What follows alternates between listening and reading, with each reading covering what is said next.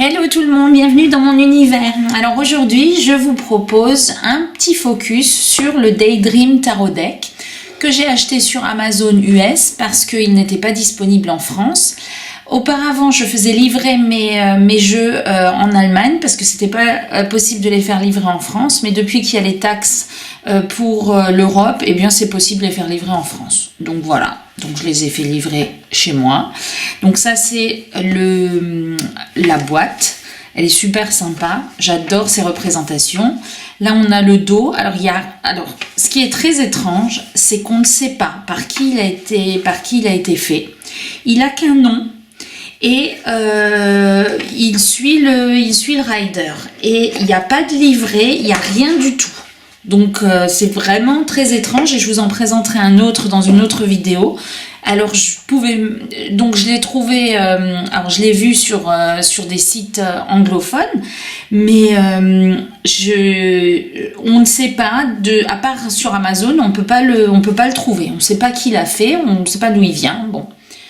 Après, je vais vous dire, peu importe, parce que j'aime beaucoup les illustrations et c'est l'essentiel quand on achète un jeu.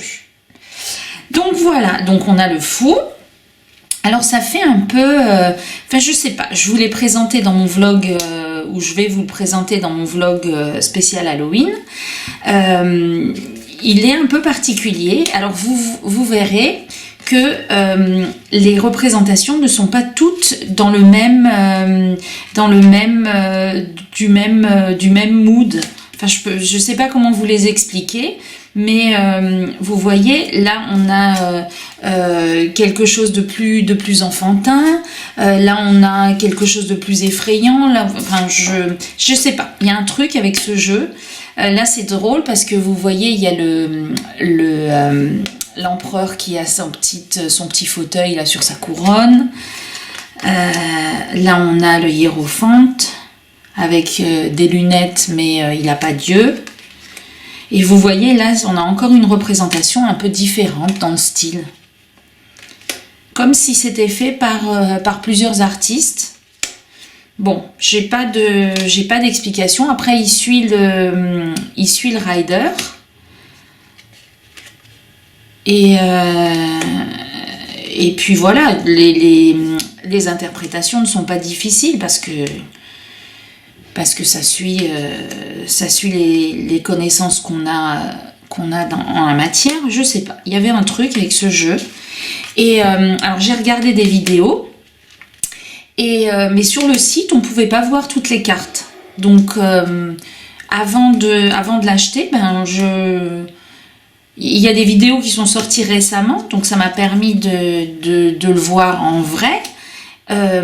Mais quand je l'avais vu pour la première fois, il n'y avait que les illustrations qui étaient sur Amazon et il y avait 3 fois rien, donc on ne voyait pas trop à quoi correspondait le jeu.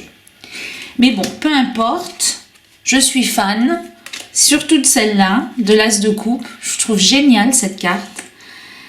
Et après, là, on a de nouveau une différence. Dans ce jeu-là et dans l'autre que je vais vous présenter, vous verrez que les mineurs ne sont pas illustrés, mais on a quand même une notion du rider. C'est assez spécial parce que bon, là on a 7 coupes, là on en a 8. On a quand même cette stérilité en bas.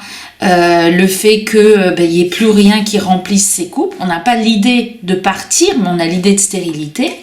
Là, on a juste 9 coupes, mais elles sont rangées comme si c'était des trophées. Donc, ça représente bien le 9 de coupe.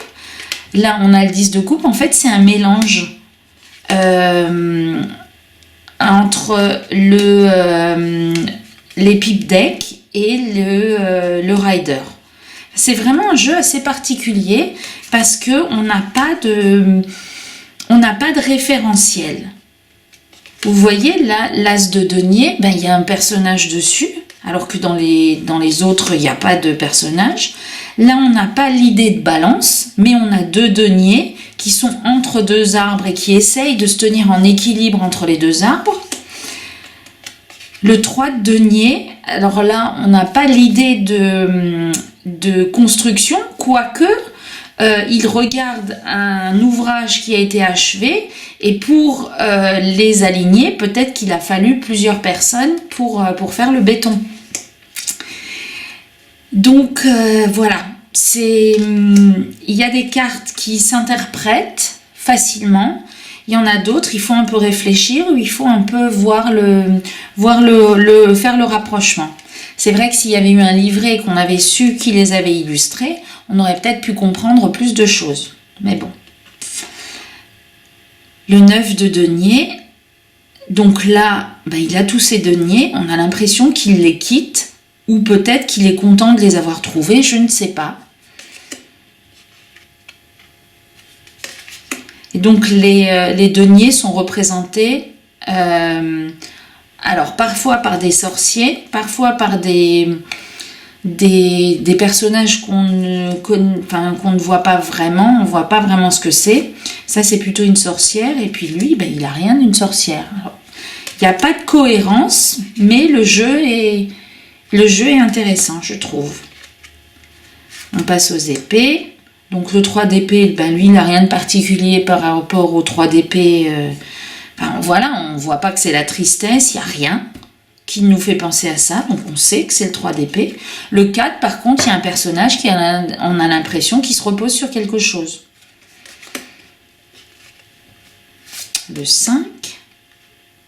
Le 6, donc elle se prépare à partir vers autre chose. Après, on a de nouveau que des épées. Le 8, lui, il est assez représentatif du 8 d'épée habituel. Le 9, là, on a un super joli petit personnage, mais il n'a pas l'air plus stressé que ça et plus effrayé que ça. Après, ça permet de changer un peu ses interprétations habituelles. Si on suit vraiment les interprétations de la carte, ça permet d'ouvrir son intuition et d'avoir des éléments un peu différents du rider. Ensuite, on passe au bâton. Alors, j'aime bien. Au bâton, il y a aussi des personnages un peu bizarres. Et après, on passe... voilà, que des personnages bizarres. Là, on a un lapin. Et là, on a plusieurs personnages. Alors, j'avais vu là, on n'a pas l'idée de compétition, si ce n'est qu'ils partent peut-être pour se lancer dans quelque chose. Donc, le début d'une compétition. Le 6... Là, on a un oiseau qui semble un peu plus haut que les autres. Là, on en a un qui semble se démarquer un peu plus. Mais on a l'impression qu'ils sont tous obnubilés par quelque chose et qu'ils sont tous vainqueurs à leur manière. Alors là, le 7, je n'ai pas d'explication. C'est vraiment très particulier. Mais bon, moi, je marche avec les images. Et les images, j'en suis fan. En plus, la qualité est super bonne. Parce qu'il était, je crois, à une vingtaine d'euros. En tout cas, je trouve que la qualité est très bonne. Et il a mis une semaine, un peu plus d'une semaine. Il devait arriver au bout de 2 semaines. Et je l'ai eu en 1 semaine. Donc, écoutez, on va faire un petit tirage et on va voir ce qu'il nous dit. Allez, un tirage en 3 cartes pour un tirage d'une journée. Pour la journée, le positif de la journée, le négatif et un conseil pour que la journée soit moins négative que prévu pour atténuer la carte négative. Donc, le positif de la journée, dites donc... le 10 d'épée. Donc là, on n'a pas le 10 d'épée habituel. On a un personnage qui est au bout de quelque chose. Il a des épées qui lui présentent le chemin et il va vers quelque chose. Alors les nuages s'en vont, on voit le soleil, on voit la route. Alors a priori, ça semble être la mer. Par contre, il n'a pas de bateau, mais on voit au fond là-bas un bateau qui vient vers lui. Donc le positif de la journée, c'est qu'on quitte une situation difficile et que ça s'annonce sous de meilleurs augures plus loin. Donc c'est le 10 d'épée, c'est un cycle, c'est une fin de cycle, une transformation, en tout cas quelque chose. Alors après, quand on est dans les arcanes mineurs et que on fait des tirages pour la journée ou pour la semaine, c'est pas non plus des grosses fins de cycle, c'est quelque chose qui se termine et on voit le positif à l'horizon. Le négatif, alors là on est dans le 8 de Pentacle. Alors celle-là par contre n'est pas illustrée.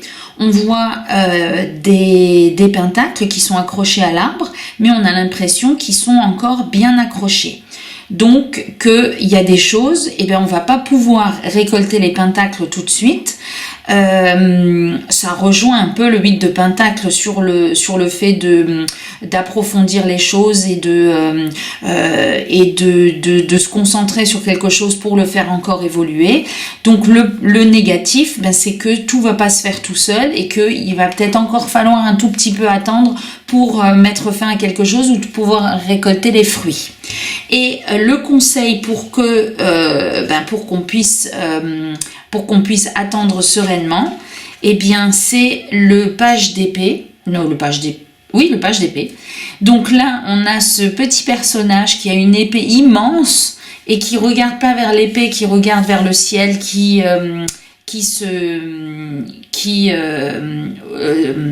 s'éclaircit, comme ce personnage-là. Donc on a l'impression qu'il y a quelque chose qui se termine, qu'il va peut-être encore falloir attendre pour en récolter les fruits, et qu'en attendant, eh bien, il faut relativiser la situation, il faut plus agir, il faut faire confiance au fait que le ciel s'éclaircisse et que ça va aller mieux. Voilà pour mon interprétation, et donc j'espère que cette présentation de ce petit jeu vous aura plu et je vous dis à bientôt.